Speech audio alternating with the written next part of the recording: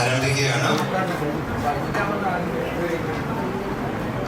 ഇനി ആരെങ്കിലും വെളിയിൽ നിൽപ്പുണ്ടെങ്കിൽ ഉള്ളിലേക്ക് കയറിയിരിക്കാൻ അഭ്യർത്ഥിക്കുന്നു.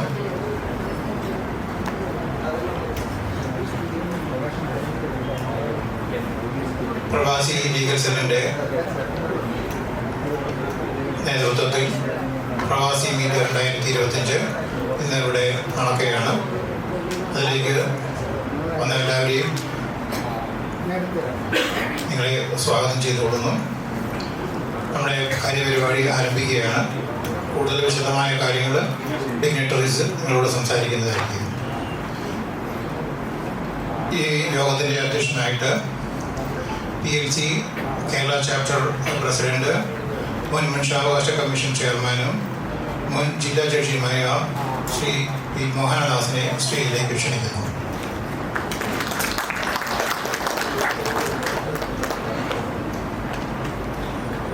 Next, I would like to invite Major Shashank Tripathi, Protector of Immigrants, on the dais.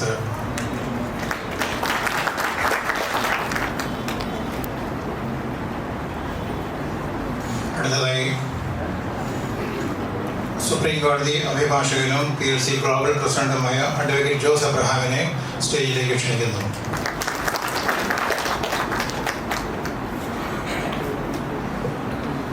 അടുത്തത് PLC Kerala chapter general secretary advocate Muraleedharan സ്റ്റേജിലേക്ക് ക്ഷണിക്കുന്നു.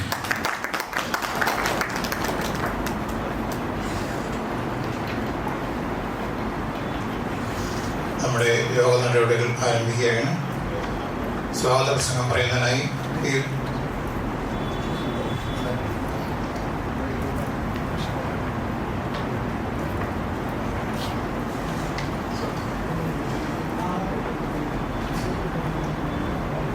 അടുത്തതായി സംസ്ഥാന human rights protection centre general secretary Shri Joy കദാരത്തിനെ സ്റ്റേജിലേക്ക് ക്ഷണിക്കുന്നു.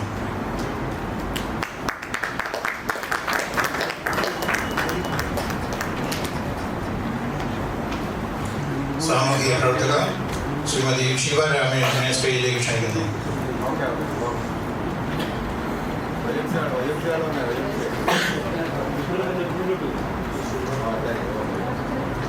യോഗത്തിന് സ്വാഗതം പറയുന്നതിനായി PLC Kerala chapter general secretary advocate Muraleedharan ക്ഷണിച്ചിരുന്നു.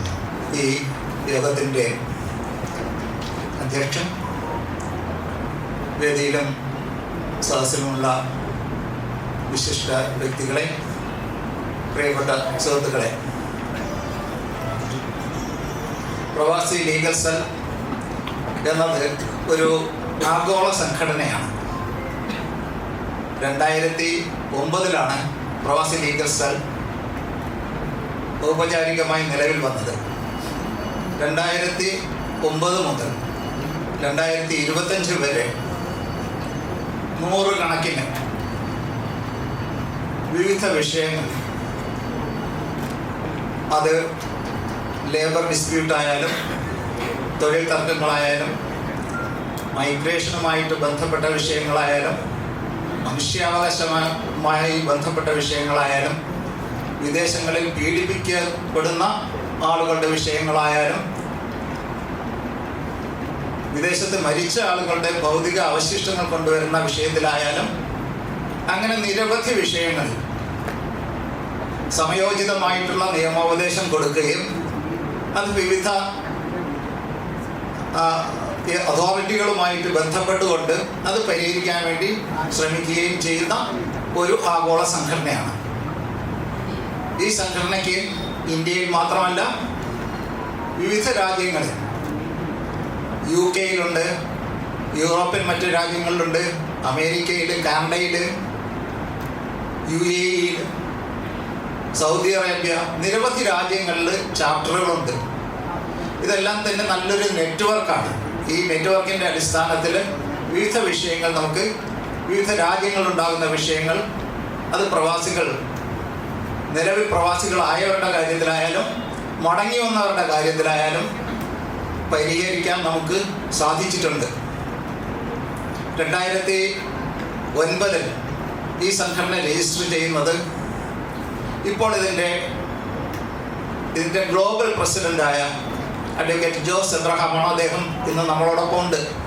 അദ്ദേഹമാണ് ഇപ്പോഴത്തെ ഇതിൻ്റെ ഗ്ലോബൽ പ്രസിഡൻറ്റ്. അദ്ദേഹമാണ് ഈ കാര്യങ്ങളെല്ലാം കോർഡിനേറ്റ് ചെയ്തത്. അദ്ദേഹത്തിൻ്റെ ഒരു ബ്രെയിൻ ചൈൽഡാണ് ഈ സംഘടന അറിയപ്പെടുന്നത്. പക്ഷേ ഇതിനെ തീർച്ചയായിട്ടും ഒരാളുടെ കൊണ്ട് മാത്രം സാധിക്കില്ല.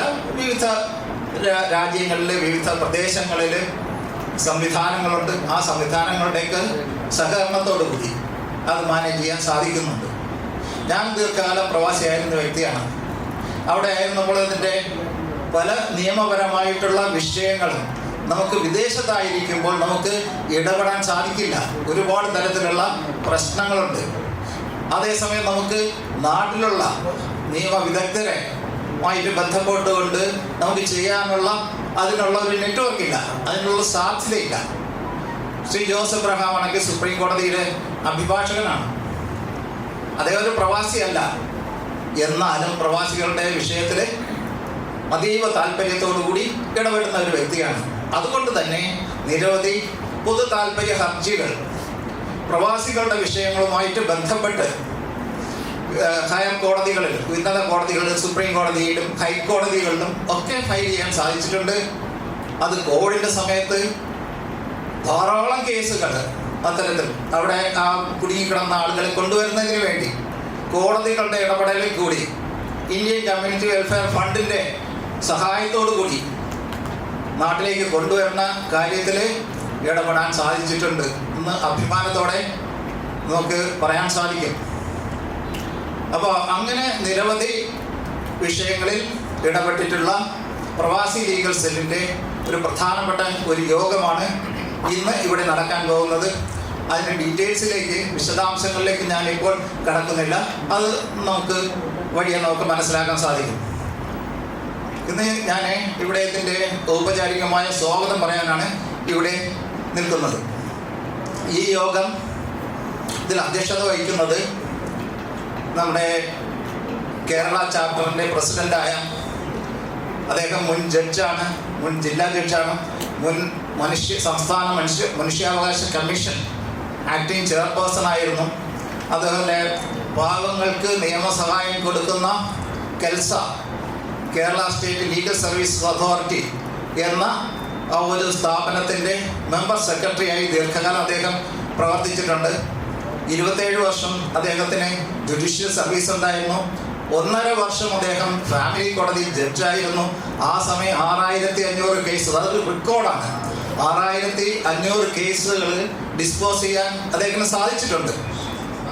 മാത്രമല്ല നിയമം അതിൻ്റെ കർക്കശമായിട്ടുള്ള വ്യവസ്ഥകൾക്ക് പുറത്ത് നീതി മുന്നിൽ കണ്ടുകൊണ്ട് പ്രവർത്തിക്കുന്ന ഒരു ന്യായാധിപൻ ആണ് അദ്ദേഹം. അദ്ദേഹത്തെ ഞാൻ ഈ വേദിയിലേക്ക് സ്വാഗതം ചെയ്യുകയാണ്.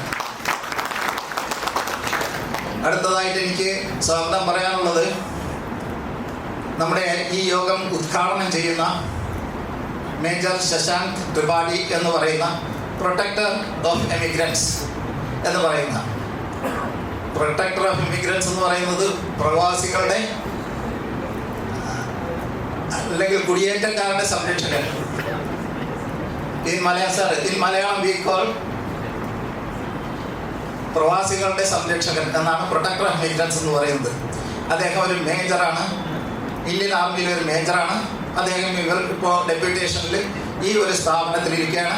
ഒരുപക്ഷെ ഈ മിലിറ്ററിയുടെ കാർക്കശ്യം അവശ്യം വേണ്ട ഒരു സർവീസ് ആയതുകൊണ്ട് പലതരത്തിലുള്ള ഏജന്റുമാർ ഇതിനിടയ്ക്ക് പലതരത്തിലുള്ള പ്രശ്നങ്ങൾ ഉണ്ടാക്കുന്നവരെ കൈകാര്യം ചെയ്യുന്നതിന് ഇത്ര കർക്കശക്കാരനായിട്ടുള്ള ഒരു വ്യക്തിയെ അതിൻ്റെ തലപ്പത്ത് വേണം എന്നതുകൊണ്ടായിരിക്കാം കേന്ദ്ര സർക്കാർ അദ്ദേഹത്തെ ഇതിലേക്ക് നിയോഗിച്ചത്. Sir, on behalf of the Pravasi legal cell, I wholeheartedly welcome you to this important meeting.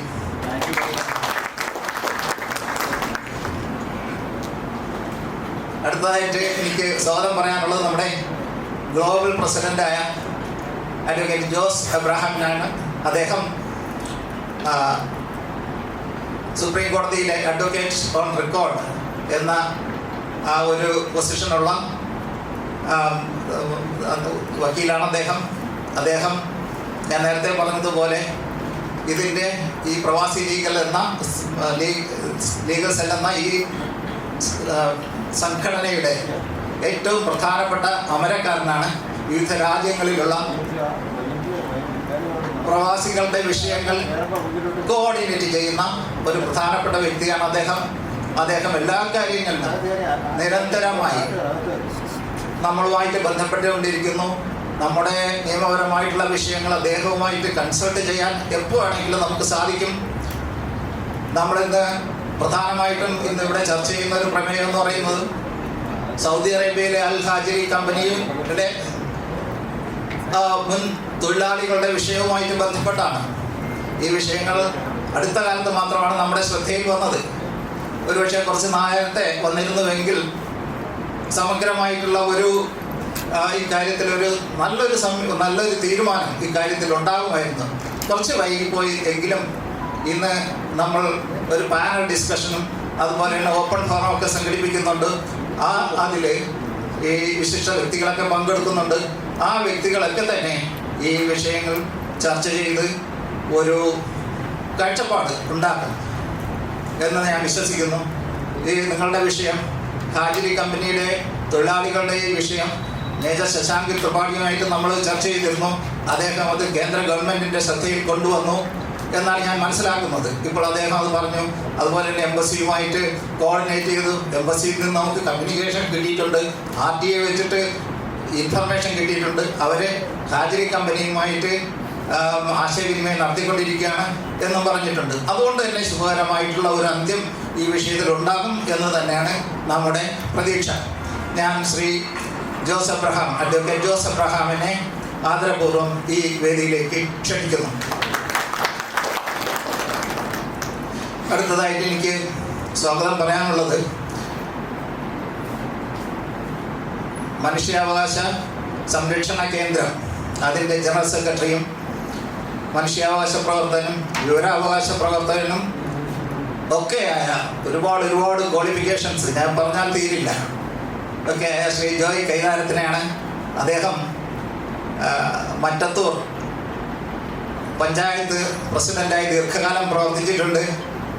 അതുപോലെ തന്നെ മലബാർ സിമൻസ് കേസിൽ പിന്നെ പാറ്റൂർ ഭൂമി ഇടപാട് കേസ് നിരവധി ഇപ്പോൾ കൈകാര്യം ചെയ്തുകൊണ്ടിരിക്കുന്ന വിഷയം PACL വലിയൊരു തട്ടിപ്പ് കമ്പനിയുമായിട്ട് ബന്ധപ്പെട്ട ലക്ഷക്കണക്കിന് തൊഴിലാളികളുടെ ആ പ്രശ്നങ്ങൾ കോടതികളുടെ ഇടപെടലിൽ കൂടി സംസ്ഥാന സർക്കാരിൻ്റെ ഇടപെടലിൽ കൂടി കേന്ദ്ര സർക്കാരിൻ്റെ ഇടപെടലിൽ കൂടി അതിന് വേണ്ടി അവർക്ക് നഷ്ടപ്പെട്ട ആ തുക തിരിച്ചു കിട്ടുന്നതിന് വേണ്ടിയിട്ടുള്ള പ്രവർത്തനങ്ങൾ നടത്തിക്കൊണ്ടിരിക്കുകയാണ്.